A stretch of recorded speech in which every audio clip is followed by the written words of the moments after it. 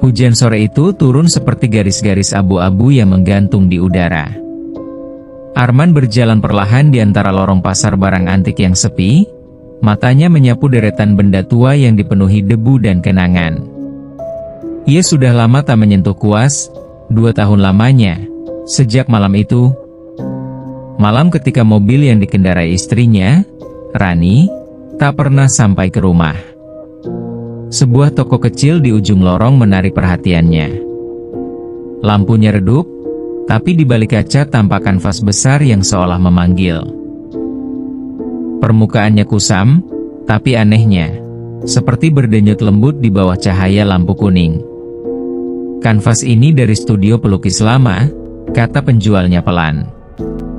Katanya, setiap yang melukis di atasnya, akan melihat sesuatu yang tak bisa dijelaskan. Arman tak tertarik dengan rumor. Ia hanya ingin melukis lagi, untuk melupakan.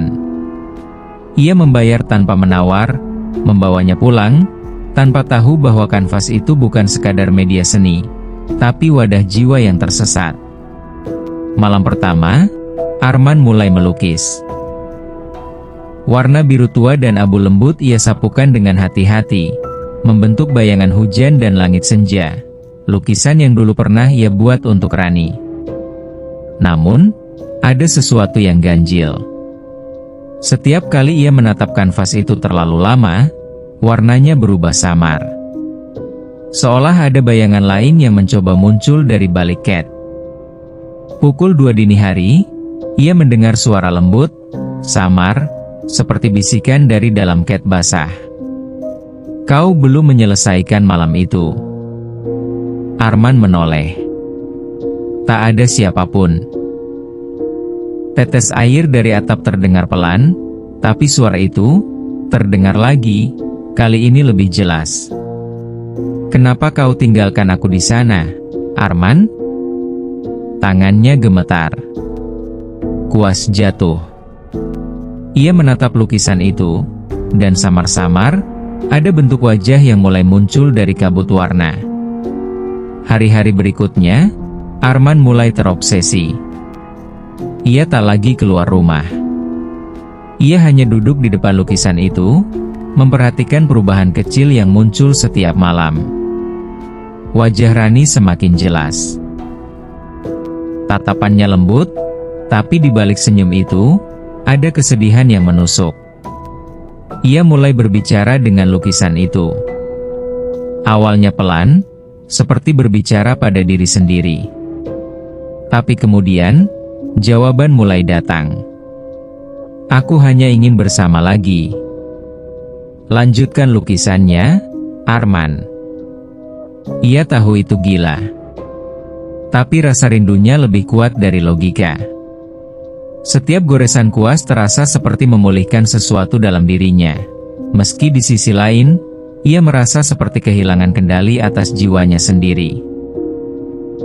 Arman mulai bermimpi aneh.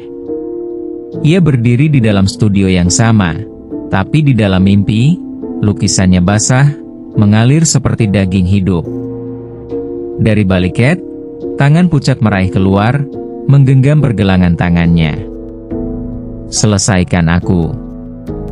Saat terbangun, ujung jarinya penuh cat biru, warna yang sama seperti di mimpi. Namun ia yakin tak melukis semalam. Ia mulai takut, tapi lebih takut kehilangan kesempatan terakhir untuk bertemu Rani lagi. Dan jadi ia terus melukis. Meski jantungnya selalu berdebar tak karuan setiap kali mata itu mulai terbuka. Satu malam, ia menatap kanvas itu dan menyadari sesuatu yang mengerikan. Ada dirinya sendiri di dalam lukisan itu. Berdiri di belakang Rani, memegang kuas dengan tangan berlumur cat merah. Ia menjatuhkan kuas. Keringat dingin menetes.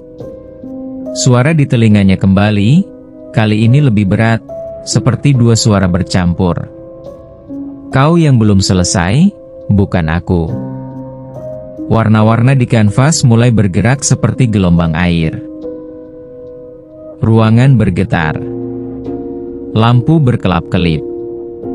Dan untuk pertama kalinya, Arman melihat lukisan itu menatap balik padanya. Dalam keputusasaan, Arman kembali ke pasar lama. Toko tempat ia membeli kanvas sudah tutup. Tapi seorang pria tua di toko sebelah mengenalinya.